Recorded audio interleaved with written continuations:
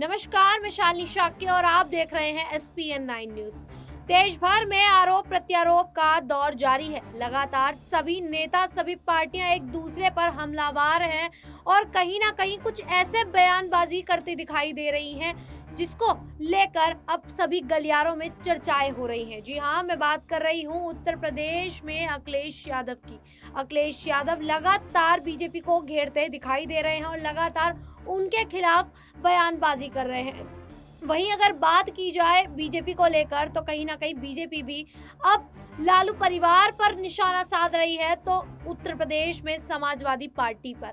अखिलेश यादव ने जब बीजेपी पर निशाना साधा तो उन्होंने कहा कि अब जो वोटिंग हो रही है वो बीजेपी के खिलाफ हो रही है और 7वें चरण तक जो बीजेपी पार्टी है, जो केंद्र सरकार है, वो सत्ता से बाहर होती दिखाई देगी। क्योंकि आपको बता दें, उन्होंने ये भी कहा कि बीजेपी सरकार ने किसानों को बर्बाद कर दिया है। बीजेपी सरकार ने किसानों की आय दोगुनी नहीं की है, वहीं उन्होंने युवाओं को बेरोजगार बना दिया। और क्या कुछ कहते नजर आए हैं, देखिए इस मीडिया रिपोर्ट में। जनता पार्टी के खिलाफ मतदान आना शुरू हुआ है।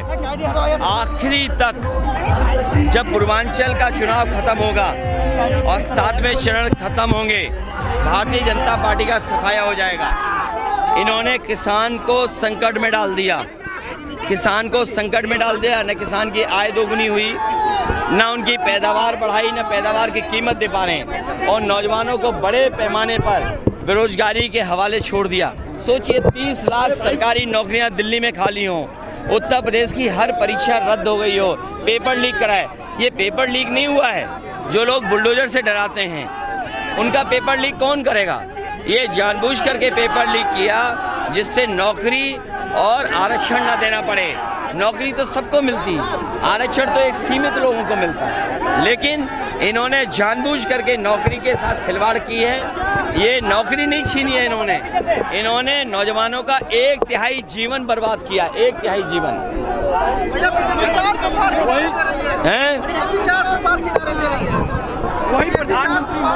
देखिए 400 पार इसलिए बोल रहे हैं कि 543 400 पार के मतलब 143 सीट हैं और जनता इन्हें 140 के लिए तरसाएगी। वही प्रधानमंत्री मोदी का आगमन आजमगढ़ में हुआ था, उन्होंने जो है एयरपोर्ट को अपना जो है बता रहे। कोई समाजवादी पार्टी दावा करती है कि एयरपोर्ट हमारा नहीं। देखिए आप सब लोग जानते हैं, पत्रकार साथी हैं, जागरूक हैं। ये एयरपोर्ट नेताजी ने हवाई पट्टी बनाई थी, उसके बाद बड़ा पिछली सरकार में मैंने किया था, इसको और आगे लेके गए। लेकिन एयरपोर्ट का बनाना, पूर्वांचल एक्सप्रेसवे बनाना, यहाँ और सड़कों की सुविधाएं देना, ये काम समाजवादियों का है।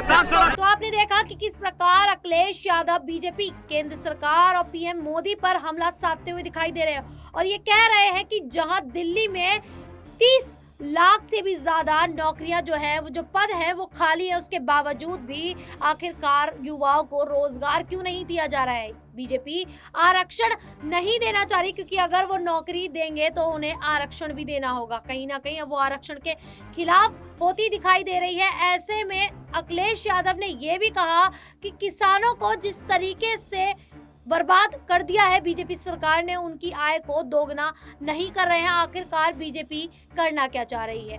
जिस तरीके से अखिलेश यादव लगातार बीजेपी सरकार को घेर रहे हैं, केंद्र सरकार को घेर रहे हैं, इसको लेकर आप लोगों की क्या राय है? हमें कमेंट करके जरूर बताइएगा और इसी प्रकार की देश दुनिया से जुड़ी खबरों के लिए देखते रहिए SPN9 न्यूज।